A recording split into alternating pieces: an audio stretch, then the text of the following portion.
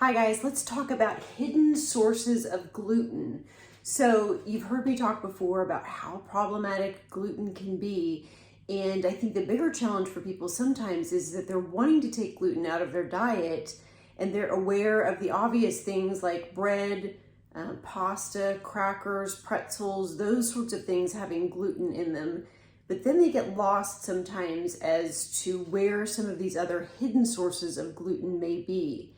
And I just want to share with you that if you don't work on finding all of these hidden sources of gluten and you're not removing it completely from the diet, you'll never get the results that you will when you remove it completely from the diet. So these are just some sources to be aware of. If you want a full list, please feel free to reach out. I've got a full list of hidden areas and hidden sources of gluten, but this is just a short one just for you to kind of make sure that you're looking at these things and making sure that they don't have gluten in them. So number one on the list is sauces. So this includes when you go out to restaurants. Most of the time now in the stores, you'll have, it'll be labeled on something if you're purchasing like a prepackaged sauce or something to make a sauce with. It'll be labeled that way, but when you go out to eat, it's just something to be aware of, even in stir fries and that sort of thing. Because soy sauce, believe it or not, is a huge source of gluten as well, unless you get the tamari or gluten-free soy sauce, which is something you could work with at home. And a lot of restaurants even have that as an available option these days too.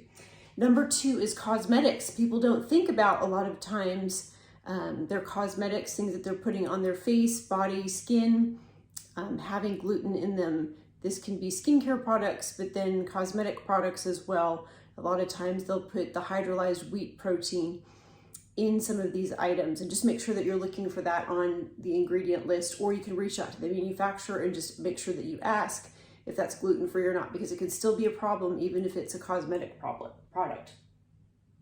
Number three is salad dressings. This is another thing to be aware of when you're going out to eat.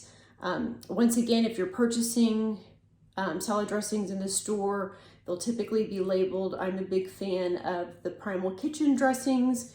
Those are all gluten-free and whole food ingredients. So if you're looking to purchase salad dressings, those are a great option. Number four is hair care products. Once again, that hydrolyzed wheat protein you see often in hair care products as well. And once again, reach out to the manufacturer if you're not sure with some of the ingredients that you're working with or that you see on a label, and the manufacturer should be able to tell you if it's gluten-free or not. Number five is alcoholic drinks. Beer for sure has gluten in it. There are a number of other alcoholic drinks that can have gluten in them as well.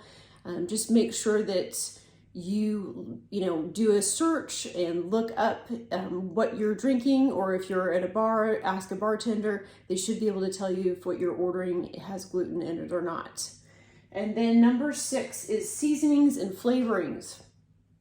A lot of times in some prepackaged seasonings, or once again, if you're going out to eat, they'll use some sort of wheat product base to act as a binder in some of these seasonings and flavorings. And so just make sure that you ask when you're out at a restaurant if they season it with anything that has gluten in it, or once again, if you're working with packaged items, that you're looking on the label. And once again, these days, things are much better labeled as far as gluten-free goes. Typically, they'll have that as listed as an allergen because it's become so problematic for so many people. But if you have any questions, please feel free to reach out. These are just some hidden sources that can really continue to aggravate different health challenges in the body, different skin challenges. And if you don't really take a look at all of these pieces of the puzzle and where these hidden sources might be, and you're just taking the obvious, bread, pastas, and that sort of thing out of the diet, you could be really missing the point and really not getting the results that you would like to see by removing gluten from the diet. So once again, if you'd like that full list of hidden sources of gluten, please feel free to reach out. Please like and share this video with anybody that's trying to remove gluten from the diet, and hopefully this is some helpful information for them. Please like and share this video. Health and happiness. Have a super fantastic day. Thanks so much.